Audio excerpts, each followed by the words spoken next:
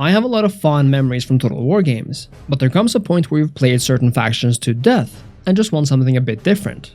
Back in the day, say around 2008, I used to hang out a lot at this one place called the Total War Center. Now back in its heyday, the Total War Center was such a lively, exciting place.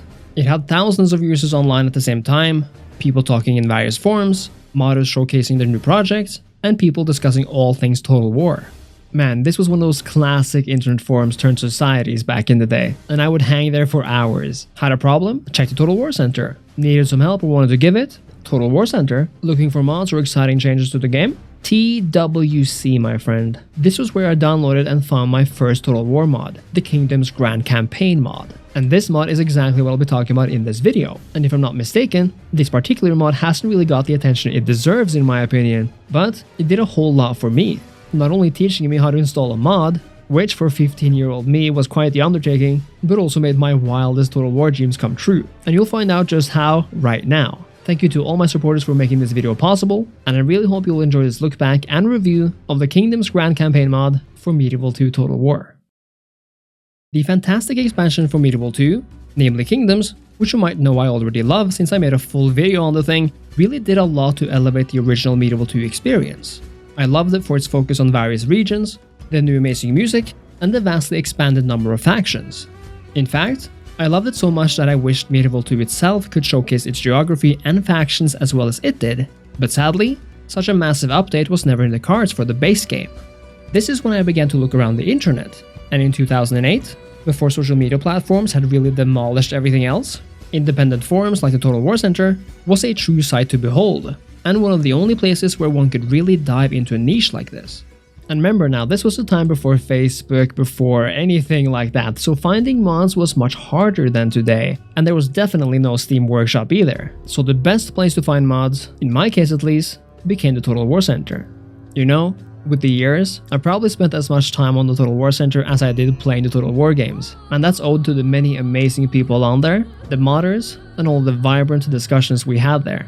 This is where I found an entire range of mods, but the first one I happened to come across also happened to be exactly what I was looking for. The Kingdom's Grand Campaign mod is perhaps one of the simplest mods for Medieval 2, as it's not as ambitious as the likes of Stainless Steel or Third Age, but then again, it really doesn't need to be. You see, Kingdom's Grand Campaign mod does something no other mod does, and has a simple mission statement: to bring the Kingdom expansion into an expanded Medieval 2 Grand Campaign. It does it so fantastically at that. Imagine my excitement when I found this mod, like actually putting all the factions and the units on an even bigger map of Europe and the Americas. It was just fantastic. This mod actually puts virtually every single Kingdom's faction into the Grand Campaign, except for the Mayans and the Apaches, making for an infinitely more interesting playthrough. This means that you can now actually play as both of the Crusader states in the Middle East, making for a much more interesting situation in the Holy Land right from the get-go. This actually lets you play out the Crusades campaign quite literally, as you have these two new players, while retaining the Byzantines, Egypt, and the Turks. In the Baltics, the Teutonic Order and the Lithuanians are very much present, allowing you to take this Northern Crusade even further. Perhaps my favorite part in all this is that Britannia is now a massive battleground. Every faction from the campaign is right here, with England, Scotland, and even Wales and Ireland fighting it out. But even Norway remains here, and because of the Grand Campaign scope, Norway can now play much more historically, as even Norway itself is on the map. And that's something else that's awesome here, namely that the campaign map has been vastly expanded. Instead of offering tiny landmasses, I'd go so far as to say that despite being the Grand Campaign, the landmasses here are likely around half their size as in the full Britannia campaign, which is astonishing considering that the entire map is present. And I really do mean the entire map, because, surprise surprise, even the Americas is present in this mod. As you can tell, this mod doesn't really do anything to change up the UI or the unit cards or anything like that, but in a way that's kind of part of the charm. I for one kind of like the vanilla style of things, and I think the Kingdom's Grand Campaign mod really does a good job of putting the vision of the vanilla in a grander Kingdom's campaign scale. Contrary to so many other total conversion mods for Medieval 2 then, you can actually take your empire to the New World, or even play as the Aztecs themselves. Now the Aztecs aren't really meant to be playable, but you can make them so by enabling them in the game files. Even then, you need to enable them to make boats so they can actually explore and conquer outside of South America, which needs another minor tweak. Despite this minor hassle then, I absolutely love it that the Americas are included here. as this important part of the late medieval period is cut from almost every other mod out there. Since the starting year for this mod is 1180 and not 1080 as it is in vanilla, it ensures that we still get that late game sensation, including of course the likes of the Mongol invasion, the plague, and the discovery of gunpowder. In essence then, the Kingdoms Grand Campaign mod enables you to play almost every one of your favorite factions from Kingdoms, and mixing them with those iconic ones from the original campaign. That was only the surface level though, as there's more from Kingdoms present. Each new faction also comes with the respective units, meaning that you really get that authentic feeling as Jerusalem and Antioch, for example, and not just some reused models from England and France. The same goes for the Teutonics and every other faction. I love the attention to detail here, and every faction comes with the respective soundtracks from the Kingdoms expansion for even more flavor. I was sad to see that Norway's profile in particular came from the Teutonic campaign rather than the Britannia campaign, but this was an easy fix in the files, and I can now enjoy playing Norway with those amazing happy tunes again. What's more is that the heroes and special characters from the Kingdoms campaign are often present from the beginning, so legendary leaders like Richard the Lionheart, Emperor Barbarossa, and Sultan Saladin are all here. The UI has been updated as well, making use of the Kingdom's flavor to make the experience that much more unique. For the little things, we have a better AI, new starting buildings for every region, of which there are a ton more, and the relations between factions from the beginning are made to be as historically accurate as possible, so by the time you start playing, there's already quite a few conflicts going on around the world. It's a much harder campaign as well, as the mix between a more challenging AI and the ongoing wars keep you occupied from the get-go. We can even put down those awesome permanent stone forts now, and one of the biggest immersion adders for me personally is the fact that every character can now be awarded titles.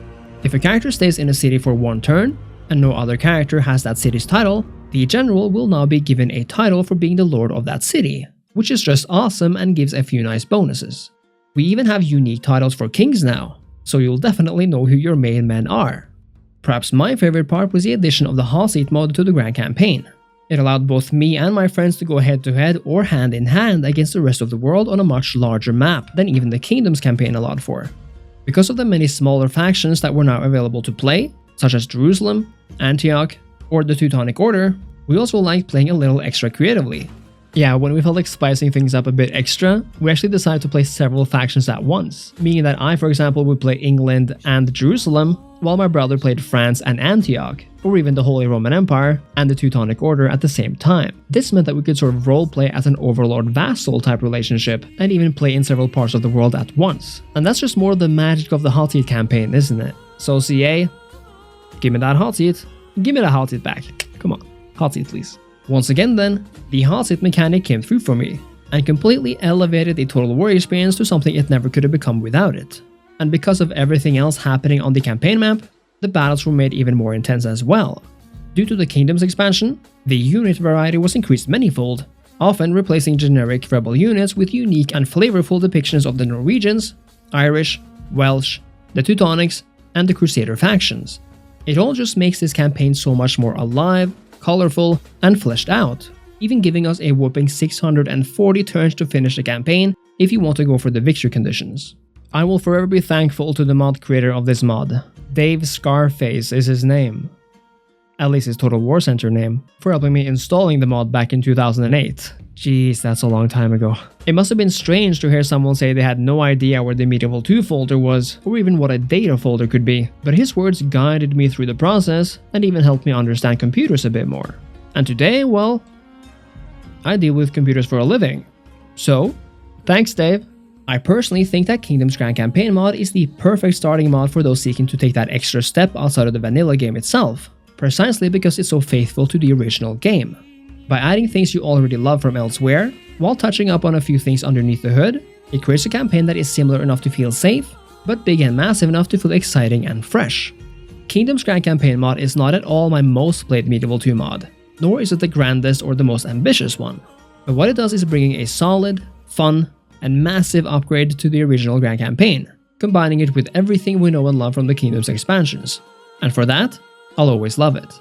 And that was the Kingdoms Grand Campaign mod for Medieval 2. It's an absolutely lovely mod that combines that vanilla feeling with the Kingdoms expanded feeling, and I think if you just want something simple, but remaining much expanded from vanilla, this is the perfect mod for you. And I feel like it's a lot more chill than those complex Total Overhaul mods. If you enjoyed the video, I really hope you leave a like and consider supporting me further. either by becoming a patron or a channel member. If you have any memories of Kingdom Sky Campaign mod, or if you're running to check it out right now, do let me know in the comments. Thank you so much for watching, and I'll see you next time. Cheers!